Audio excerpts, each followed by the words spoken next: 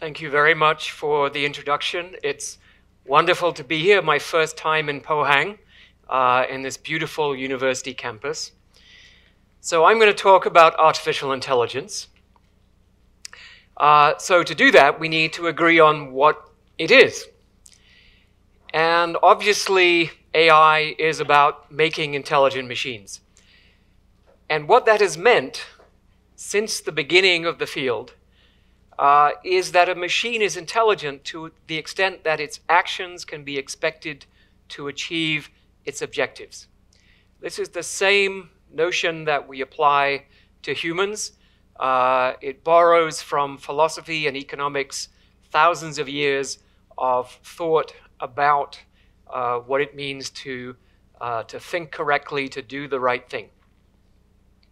So here are some simple examples. So AlphaGo is a program that played Go, and its objective is to win the game, and it does a very good job. When you use navigation software on your phone or in your car, it has the objective of finding the shortest route to the destination. Something that people are starting to do now is to create fully automated corporations, and their job is to maximize expected shareholder return. So this concept is very general and very powerful. But AI actually has an even more ambitious goal. Since the beginning, our goal in the field has been to create general purpose AI, or sometimes called AGI, artificial general intelligence. AI systems that are capable of quickly learning high quality behavior, meaning as good as or better than humans in any task. So they exceed human capabilities along every relevant dimension. And this is what we are trying to do. So let me quickly go over how we have been trying to do that. In the first 20 years or so, we really had no idea how to do it, so we tried all kinds of things. And we call this the look, ma, no hands, which is like a small child riding a bicycle and showing off to their mother that they can ride the bicycle with no hands, but they don't really know what they're doing. And 1956 in Dartmouth was the official birthplace of AI, a conference at a university. And some of the methods that were initiated in those days included what we call symbolic AI, so AI that reasons with symbols, think of them as words that refer to concepts, but also some of the earliest machine learning systems, such as perceptrons, which were the precursors of today's neural networks. And then from 1970 until about 2010, AI developed along a fairly traditional engineering discipline route. The tools of that engineering discipline were logic, probability, statistics, optimization. These are well-developed areas of mathematics that we could use to build systems that reason, that learn, that plan, and can be very successful. In the late 1970s, early 1980s, there was a big boom in what we called expert systems. So these are systems that you could fill with expert knowledge, and they could do reasoning in order to solve problems and answer questions. And this technology was sold to many, many, many companies as the solution to all of their problems requiring knowledge and expertise. Unfortunately, the technology was too rigid, too narrow, too brittle, and it was perceived by about 1988 to have failed to deliver on its promises. And that led to the AI winter, which is by analogy to the nuclear winter, where the world is frozen for 10 years after a nuclear war. The AI winter, for 10 years, there was no interest in AI, no investment. Students didn't come to my classes. It was a very sad period. After that, so beginning in the 90s, the technology of AI accelerated rapidly.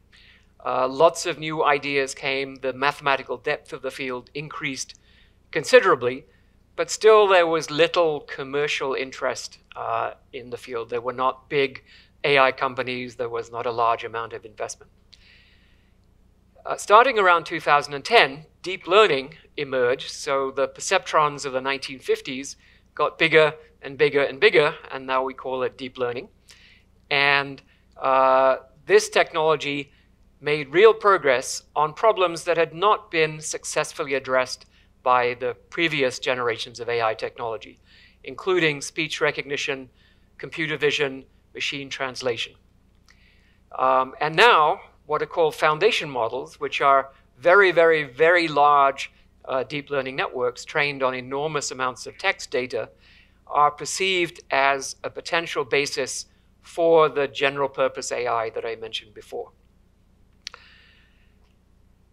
So let me just go through those ideas in a little bit more detail. So an AI system we can think of as a box where sensory input comes in, could be from a keyboard, could be from a camera, and then is processed to produce behavior.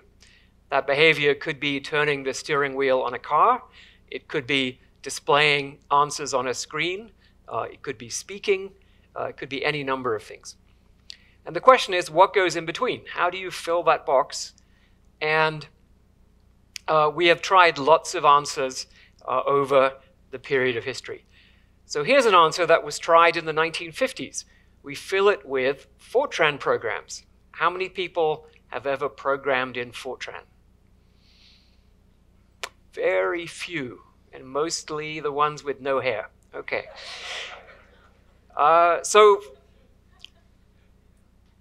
Fortran was the first real programming language in 1954. And what you did here, you filled it with programs, and then you made lots and lots of small mutations to those programs. You also took pairs of programs and mixed them together to make new programs. And the idea was this mimicked evolution. And if we did it for long enough, we would evolve Fortran programs that were really intelligent.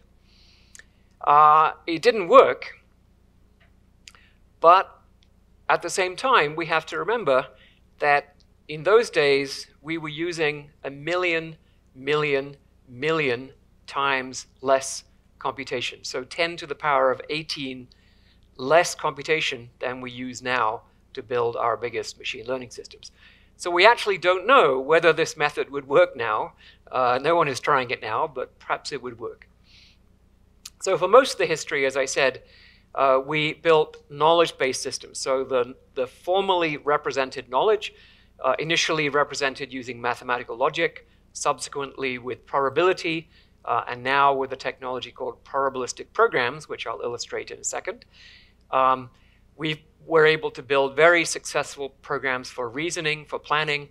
And so the AI system would take its input, use that input to augment what it knew about the state of the world, use what it knows about how the world operates, what we call the transition model of the world, to figure out what to do, what's going to happen next, and generate behavior.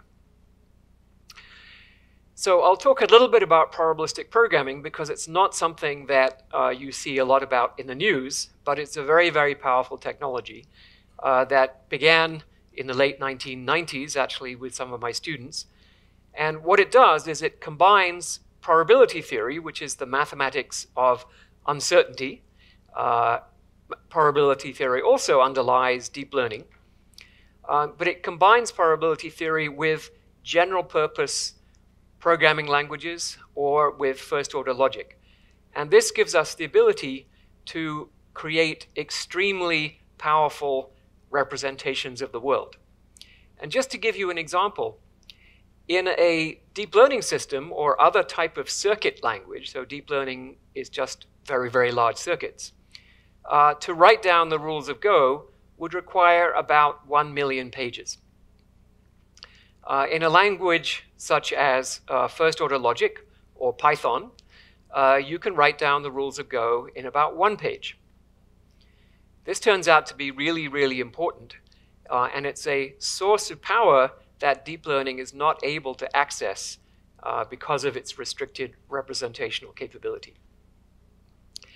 So I'll just give you a very simple example, which is actually quite relevant for Korea, which is the Comprehensive Nuclear Test Ban Treaty. So the Comprehensive Nuclear Test Ban Treaty says nobody is allowed to test nuclear weapons anywhere on the Earth. And the organization, which is in Vienna, has a very large network of monitoring stations in every part of the world, hundreds of monitoring stations, mostly seismic, so they're measuring infinitesimal vibrations of the Earth. They can measure movements of 1 nanometer in size, so just a few atoms, they can detect a movement of that size. And so these seismic stations record the movement of the Earth, and they send all that data to Vienna. And then every day, the organization in Vienna produces a bulletin saying these are all of the seismic events, small or large earthquakes, explosions, landslides, volcanoes, and nuclear explosions that happened today. And this problem is extremely important. About half of the budget for geophysics in the world is devoted either directly or indirectly to nuclear monitoring. And so if we want to formulate nuclear monitoring using probabilistic programs, then we collect the evidence, which is the raw information coming from the seismic stations, and we ask a question: what happened today? And the probabilistic programming system simply answers that question. It answers it using a probability model, and that model represents the elementary geophysics of how and where events can occur in the Earth, mostly on the surface or near to the surface, how signals from events are transmitted through the Earth by various paths. Some of them go into the Earth, round the core of the Earth twice, and come back out the other side, how those signals are detected, and then the level of noise in the background. So all of that model can be written down very concisely in a probabilistic programming language. So here is the monitoring system for the Nuclear Test Ban Treaty. It took about 20 minutes to write this, and this monitoring system works about 3 times better than the previous monitoring system, which took the seismology community about 100 years to develop. And here it is accurately detecting a nuclear explosion in your northern neighbor, so not that far from here. And it was able to do this instantaneously and also much more accurately than the world's geophysicists were able to do using their own expertise. But deep learning is now the dominant method of doing artificial intelligence systems. And the idea of deep learning is you fill this box with a big circuit. The circuit has up to trillions of elements, and those elements are connected by connections whose strengths can be adjusted by the machine learning algorithm. And you simply adjust those connections so that the output of the system is a better representation of your objective. So it's using that objective to decide how to adjust those connection strengths in order to improve the achievement of the objective. And so stochastic gradient descent is the technical term for that. Put another way, you take one of these big circuits, you do about a trillion small random perturbations to the connection strengths of the network, and you hope that it works after that. So deep learning technology has done some amazing things. Perhaps the most impressive result so far, in my view, is solving the protein folding problem. So protein folding is given a sequence of amino acids, so we know what the protein is made of.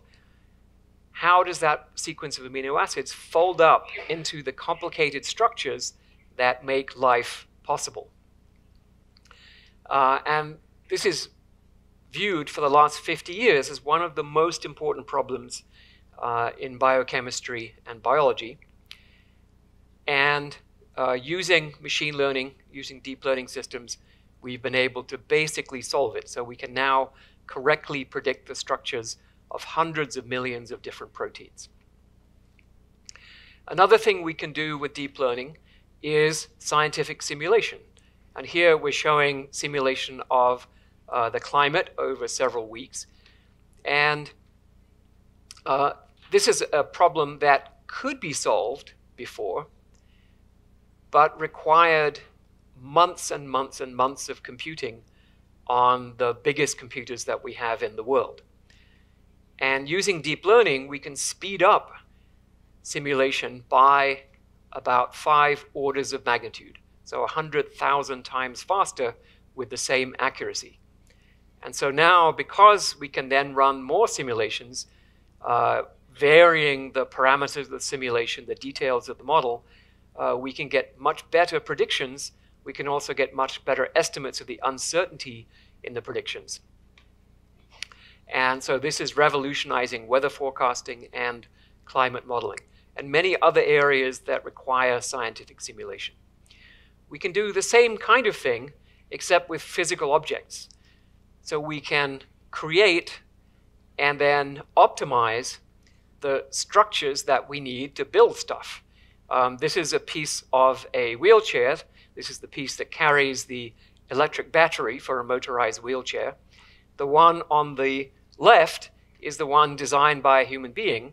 The one on the right is the one designed by a generative AI system, a machine learning system.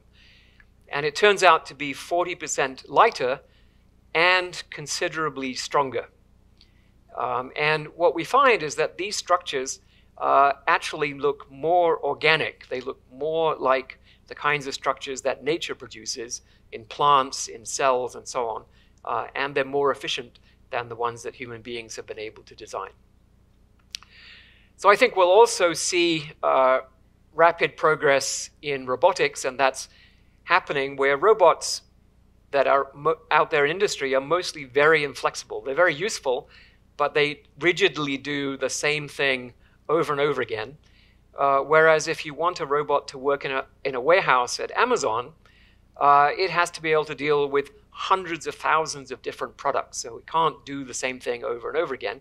It has to be able to see and manipulate all kinds of different products. So now Amazon is starting to roll out robots that can do the job of the human warehouse workers.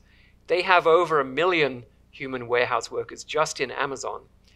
And so if these robots are successful, it will have a significant impact on employment opportunities.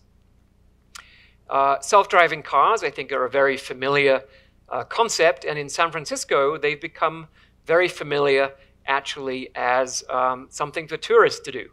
So tourists used to come to San Francisco to ride on the famous cable cars that climb up and down the very steep hills in the city. Now they come to ride on the self-driving taxis that are all over the city delivering people. Mostly those taxis have worked pretty well, but they work because San Francisco has been completely mapped. Before these taxis ever arrived, we created 3D, very, very detailed maps of the city. And so the cars are not really perceiving the world in the same way that you or I do. They have a 3D model inside, and they're just registering themselves. Where am I relative to my 3D model? The problem is that driving is not just following a white line. Driving, you have to deal with all kinds of things. For example, you have to make sure that you don't drive into wet cement, which this car did. That was not a good idea. It had absolutely no idea because it had never seen wet cement before. There was no wet cement in the training data, so it just had no idea what to do and drove straight into it. More seriously, the cars also don't know what it's like when you're dragging a pedestrian under your wheel. And so one of the cruise taxis dragged a pedestrian for about 50 meters along the road and caused very serious injuries. And the state shut down Cruise's robo-taxi or self-driving taxi operation. And so we're still not seeing self-driving cars available to buy or driving all over the US or other countries because they lack the common sense to cope with these unusual circumstances. So healthcare is another important application. And one of the most commonly described applications for AI in healthcare in the media is skin cancer detection. So you take your cell phone, you take a picture, it tells you, oh, that looks fine, but that one there, that might be a cancer, so you should go get it looked at. So this is an article from 2011. So 13 years ago, lots of excitement, amazing breakthrough in healthcare. 3 years later, the federal government said none of these skincare apps are actually working, and so we're going to take them all off the market. 2018, wow, we have skin cancer apps that do a great job of diagnosing skin cancer. And that was 2018. 2 years later, we find out they don't work.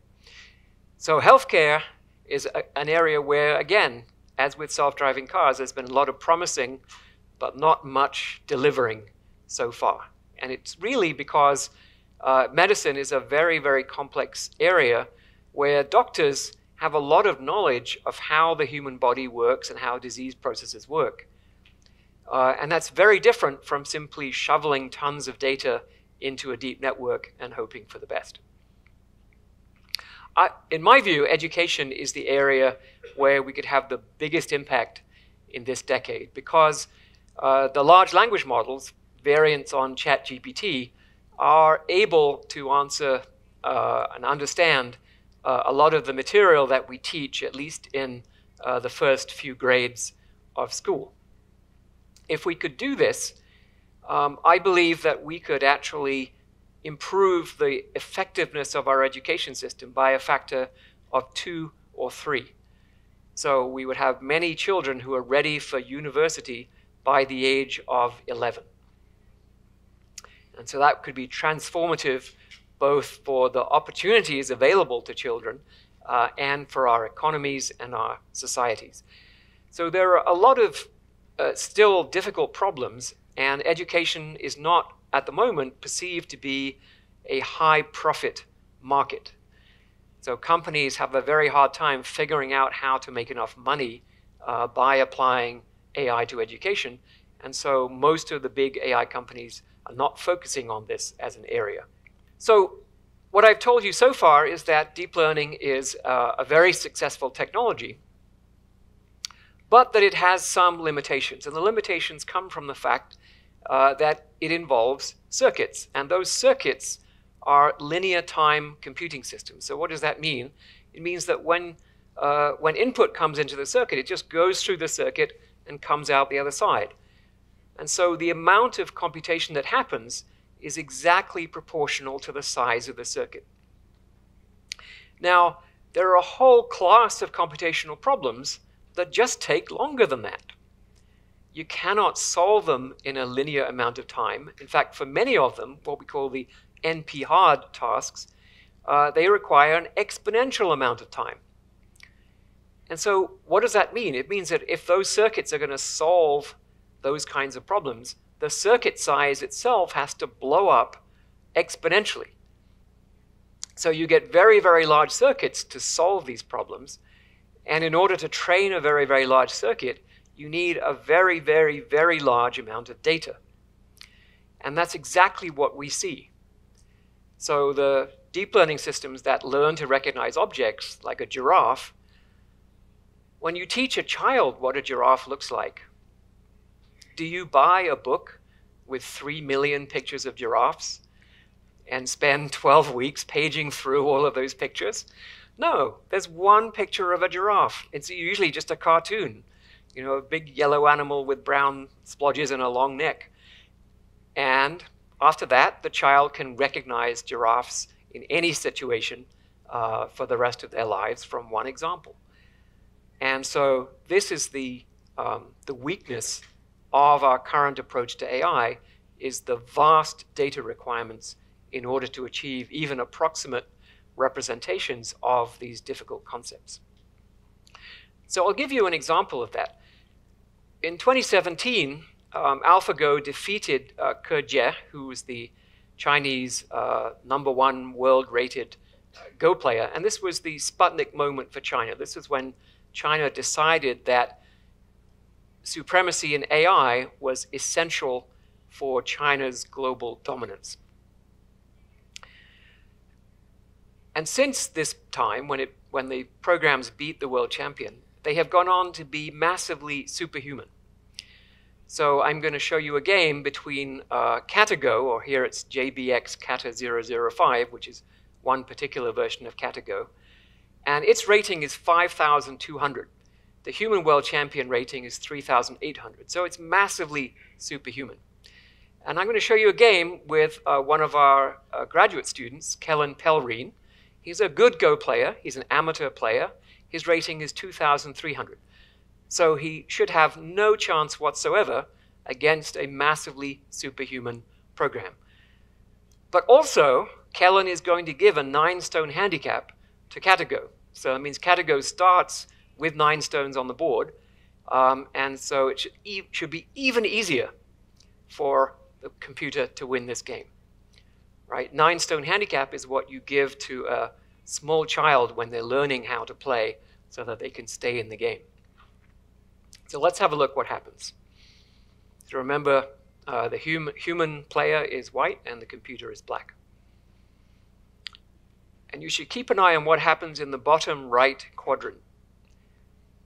So Kellen makes a small little group of white stones, and then Katago very quickly begins to surround that group to prevent it from growing.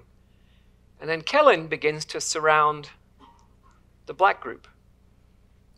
And the computer doesn't pay any attention.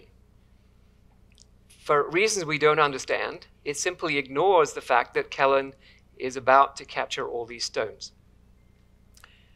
And once the computer loses those stones, it very quickly loses the game. And so Kellen was able to beat Katago 15 times in a row. Also, all the other leading Go programs very easily. And what we see here is that, in fact, the Go programs have not learned the basic concept of a group of stones. So they recognize some groups correctly, but these circular groups, they don't seem to recognize at all. They simply don't understand what's happening, and so they're very easy to beat. So we thought that computers were superhuman, but in fact they're not. So a question then arises, right? Many people are predicting that AI systems will exceed human capabilities in every area. What happens if we succeed? So I think if we succeed, we could use those AI systems to deliver our civilization, the nice civilization that we enjoy in the developed countries. We could deliver that to everyone on Earth because the AI systems can do all that stuff at much greater scale and at much lower cost. So just looking at delivering a middle-class standard of life to everyone on Earth would be about a 10-fold increase in global GDP. And so the net present value, the cash value of general purpose AI as a technology is at least $15 quadrillion. So that sort of explains why we're investing so much money in creating this technology. And we could do many other things besides, maybe better education, as I mentioned, better healthcare eventually, and so on. We do have to worry about what human beings are going to do when the AI systems are looking after everything for us. And in Wall-E, the prediction is the humans become infantilized. But the thing I'm going to talk about in the small amount of time remaining is how are we going to cope with systems that are more intelligent than us? This is Alan Turing, the founder of computer science. And he said, at some stage, we should have to expect the machines to take control. And this is a natural reaction when you think about building systems that are more intelligent and therefore more powerful than human beings. So how do we retain power over entities more powerful than us forever? Seems like a difficult question. But we can ask that question in a slightly different way. We can say, we get to choose how to design these systems. So what are we designing them to do? What is the mathematical problem that they are solving? And can we design that problem such that when the AI systems solve it, we are guaranteed to be happy with the result? So think about it this way. We don't really want to solve the problem of intelligence. What we want is to solve the problem of helpfulness, right? Of AI systems that are very, very intelligent, but specifically intelligent in a way that is helpful to us. So how do we define that? Actually, it turns out to be not that difficult. You set the objective to be that they have to act in the best interests of humans. But initially, those machines are explicitly uncertain about what those human interests are. So they have two jobs. One is to help us, but two is to figure out what we want in the first place. And while they are uncertain about what we want, they will behave in ways that actually allow us to remain in control. So we can turn this formulation into a mathematical problem called an assistance game. And we can show that assistance game solvers, so AI systems that conform to these principles, are guaranteed to remain under human control. We can prove mathematically that they are willing to be switched off, for example. They have an incentive to allow us to switch them off as long as they are trying to solve this problem. And we can show that it's actually in our best interests to build AI systems that solve this mathematical problem. So you might say, well, then surely everyone in the world is building these assistance game solvers because this seems like a good idea. Actually, no. There are really only two options for the human race. We can build safe AI, or we can have no AI at all. Right now, we're pursuing the third option, which is building completely unsafe AI and trying to make it superhuman. So here, this is a New York Times story showing that the employees of OpenAI, which makes ChatGPT, are blowing the whistle. They're saying OpenAI does not care about safety. They just want to build superhuman AI, and they don't care about the consequences. I think I'm going to have to skip over this in the interest of time. So here's what I think is going to happen. There are maybe half a dozen futures that could unfold. This is my current best guess about the most likely path that the world is going to take. So the first, that further scaling of these large language models, such as ChatGPT, is not going to lead to AGI. I think the big AI companies already understand this, and they are working on alternative and complementary approaches. They claim to be making a lot of progress, and I think it's likely that within a decade we will see those transformative advances where AI systems start to exceed human capabilities in very important ways. Not necessarily in all ways, but in ways that are enough to create massive transformation in our world and to pose significant risks to us. I also believe that governments are not going to legislate and enforce regulations on the safety of AI systems. So they are going to allow the companies to do what the companies themselves claim will lead to at least a 25% chance of human extinction. So in the best case, we will have a Chernobyl-sized disaster. And then the governments will wake up and do something. That's the best case. The worst case, obviously, is that the disaster is something that's irreversible and we lose control. So to sum up, I believe AI has vast potential to benefit humanity. Because of that, it has unstoppable momentum. But the path that we are currently following leads to a loss of human control. What I'm arguing is that there's really only one path that we can follow, and that's provably beneficial AI. AI that we can guarantee mathematically is safe and beneficial to the human race. So we should stop talking about making AI safe, which is an after-the-fact sticking plaster trying to fix the problems of unsafe AI, and instead make AI that is safe by design from the beginning. Thank you very much.